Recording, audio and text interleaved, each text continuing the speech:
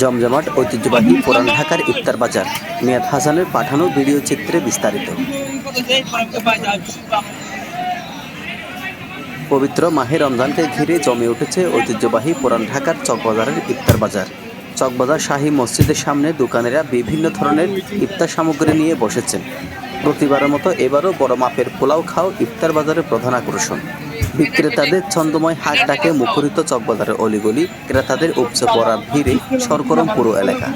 স্থানীয় দোকানিরা জানান, পুরান ঢাকার জনপ্রিয় এই আইটেমে ব্যবহার করা হয় মাংস, সুতি কাবাব, কিমা, ডাবলি, বুটের ডাল, ডিম, মগজ, আলু, ঘি, কাঁচা ও শুকনো মরিচ সহ হরেক রকমের মশলা।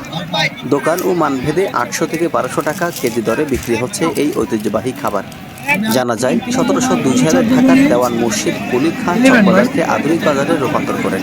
কিংবদন্তি ঢাকা বইয়ে নাজির হোসেন উল্লেখ করেন, 1857 সালের আগেই চকবাজার জমজমাট হয়ে ওঠে এবং রমজান মাসে এখানে মোগলাই খাবার সহ নানা ইফতার সামগ্রী বিক্রি হতো। স্থানীয়দের মতে 20 শতকের প্রথম দিকেও ঢাকার ইফতার বাজার বলতে শুধু চকবাজারে বোঝাতো। কিন্তু কতটা স্বাস্থ্যকর এই ইফতার সামগ্রী? এই মুখরোচক খাবারগুলো খোলা অবস্থায় বিক্রি হচ্ছে, কোনো স্বাস্থ্য সচেতনতা। বিশেষজ্ঞদের মতে, সারাদিন রোজা রেখে অস্বাস্থ্যকর ও অস্বচ্ছ পরিবেশে তৈরি খাবার খেলে অসুস্থ হওয়ার ঝুঁকি বাড়ে। তাই ইফতার বাছাইয়ের ক্ষেত্রে সচেতন থাকার পরামর্শ দিয়েছেন পুষ্টিবিদরা।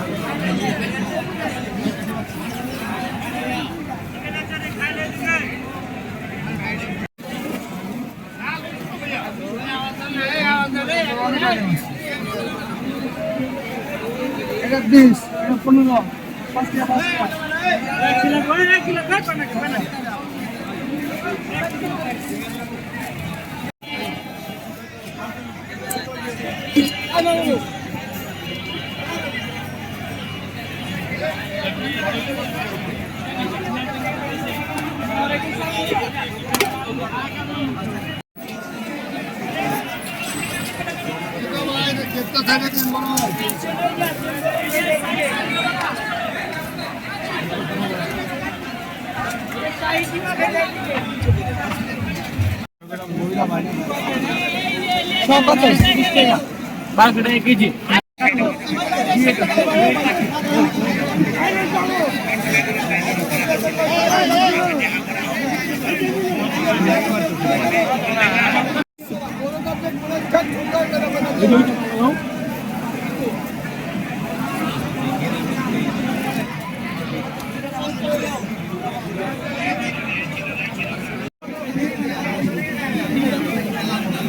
খারাপ হচ্ছে না।